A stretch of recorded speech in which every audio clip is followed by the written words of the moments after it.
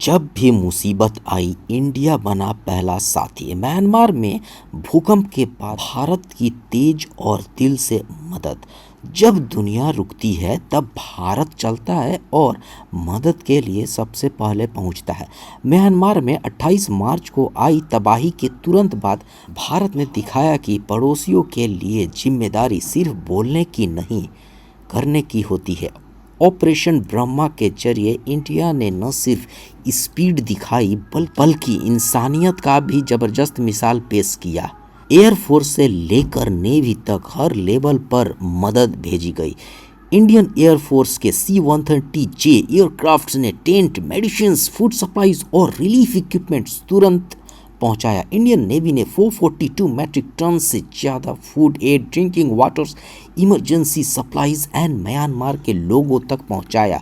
इतनी तेज और डेडिकेशन देखकर दुनिया हैरान रह गई। US secretary of state Marco Rubio ने भी इंडिया को एक रिच कंट्री के रूप में रेफर किया। उन्होंने कहा India is a rich country और कहा कि अब सिर्फ अमेरिका नहीं बल्कि इंडिया जैसे देश को भी आगे आना चाहिए।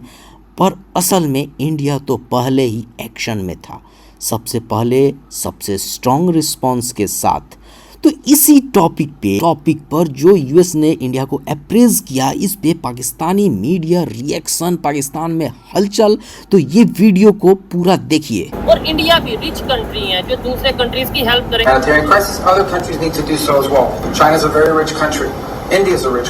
ओवरऑल इकोनॉमिकली देखा जाए तो इंडिया इस वक्त ग्रो कर रहा है। ठीक है, बिल्कुल। इंडिया का जो फॉरेन रिजर्व है करंटली वो है $600 अरब, $600 बिलियन। अब पाकिस्तान के उसके कंपैरिजन में आपके पास $3 अरब होंगे। इधर जो बाइक हम 2 लाख रुपए की ले रहे हैं उधर 60 लाख की, 50,000 की। इधर जो गाड़ी 40 लाख 50 लाख की है उधर 7-8 लाख की है। लेकिन उसमें ये भी तो देखे ना आप, उनकी करेंसी का भी तो फर्क है ना। हमारा 4 रुपए या चले 3.5 रुपए लगा ले, उनका 1 रुपए के बराबर है, तो करेंसी में भी तो फर्क है ना। जी बिल्कुल, करेंसी में फर्क है, लेकिन ये बात अपनी करेंसी उन्होंने स्टैंड रखी आई रखी हुई है ना। इधर लो इसलिए हो रही है ना कि इधर कोई कारोबार नहीं है, कोई इन्वेस्टमेंट भाई से आगे नहीं करता। यहाँ पे वही 20 साल पुराना रट्टा चल रहा है, वही इससे आगे बढ़ ही नहीं रहे। इंडिया में आप कहते पढ़ा रहे हैं, वहाँ पे तो छोटे 8 साल के बच्चे को यही पढ़ा रहे हैं। AI पढ़ा रहे हैं 8 साल के बच्चे को AI। ये हम चाय पी रहे ना, सारे कसम अल्लाह की, ये टिश्यू है जो हम इधर बैठने का भी टैक्स दे रहे हैं। इसके बावजूद चाय का कप कितने का? ये 100 रुपए का चाय का कप है। आप देखिए कितना कप है, हम पी रहे हैं सिर्फ इसलिए कि परेशानियां हैं। ये पानी की बोतल कितने की है? ये इधर 60 रुपए की, 70 रुपए की है। गवर्नमेंट को चाहिए जब तक हमारी जो मैन्युफैक्चरिंग है, जो मेड इन पाकिस्तान हमारी प्रोडक्ट है, उसको रिलीफ दे।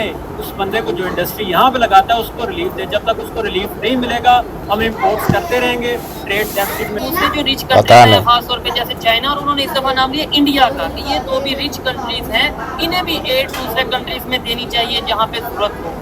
क्या कहना चाहेंगे? हमने तो हमेशा ये सुना है कि इंडिया में तो वॉशरूम नहीं है, इंडिया में तो मतलब गुर्बत है, जबकि अमेरिका ये कह रहा है कि India is a rich country.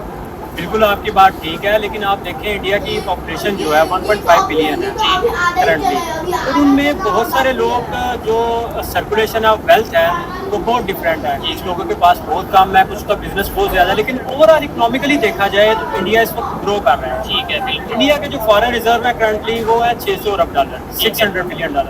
अब पाकिस्तान के उसके कंपैरिजन में आपके पास $3 अरब होंगे। ठीक है, तो आप अगर देखें तो उस हिसाब से आपके पास फॉरेन रिजर्व बहुत कम है, जिसकी वजह से आप ट्रेड डेफिसिट जो डेफिसिट में आपका जा रहा है, सरप्लस में नहीं है आपकी ट्रेड। ठीक है, आपके इंपोर्ट्स बहुत ज्यादा है, आपकी एक्सपोर्ट बहुत कम है। गवर्नमेंट जब तक हमारी गवर्नमेंट लोकल मैन्युफैक्चरिंग को सपोर्ट नहीं करेगी, लोकल इंडस्ट्री को सपोर्ट नहीं करेगी, नई एम्प्लॉयमेंट अपॉर्चुनिटीज क्रिएट नहीं होगी, मेड इन पाकिस्तान को प्रमोट नहीं करेगी, तब तक कुछ भी बेहतरी नहीं आ सकती। तब तक इंडिया और चाइना का ही नाम लिया जाएगा, क्योंकि वो बड़ी इकोनॉमीज है। चाइना सब कुछ आपको मैन्युफैक्चर करके दे रहा है, इंडिया उसके बाद दूसरे नंबर पे है, पाकिस्तान कहीं भी नहीं है इस वक्त।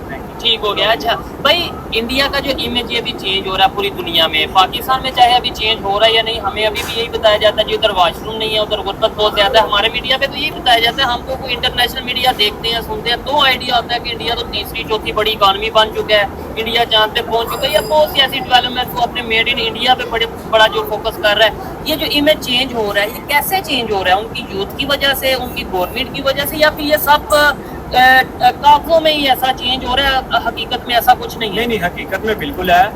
इंडिया की इकोनॉमी ग्रो कर रही है, इंडिया आईटी सेक्टर में बहुत ज़्यादा आगे। सबसे पहली बात ये है एजुकेशन, वो एजुकेशन सेक्टर में हमसे बहुत ज़्यादा आगे चले गए। उसके बाद जब एजुकेशन में आगे गए हैं, वो आईटी सेक्टर में आगे गए हैं, मैन्युफैक्चरिंग में आगे आए हैं, वो ग्लोबली इकोनॉमी में अपने कंट्रीब्यूशन कर रहे हैं। हमारा उस तरफ नहीं है रुझान, हमारा बिल्कुल भी एजुकेशन में कोई जो हमारा फोकस नहीं है, और हम कोई नई जॉब अपॉर्चुनिटीज क्रिएट नहीं कर रहे हैं। हमारे पास पढ़े लिखे नौजवान हैं, एजुकेटेड पीपल हैं, वो आउटसाइड जाएंगे, पाकिस्तान में नहीं रहना चाह रहे, क्योंकि पाकिस्तान में आपके पास एम्प्लॉयमेंट अपॉर्चुनिटीज नहीं है। ठीक हो गया। गवर्नमेंट ने कोई नया सेक्टर ऐसा डिसाइड ही नहीं किया, कोई ऐसी नई इंडस्ट्री को सपोर्ट ही नहीं किया जिसमें आपके लिए अपॉर्चुनिटीज हो। ठीक है। तो उसके बाद आपको एक बात बताऊं, वैसे मेरे माइंड में आया, आपने इंपोर्ट एक्सपोर्ट की बात की है, पीछे बाइक्स अगर मेरे भाई दिखाएं, ये बाइक्स जो सी है ना, ये पाकिस्तान में इसकी ऑलमोस्ट कीमत मेरे ख्याल से रफली है 1.5 लाख, 2 लाख, 1.5 लाख, 2 लाख।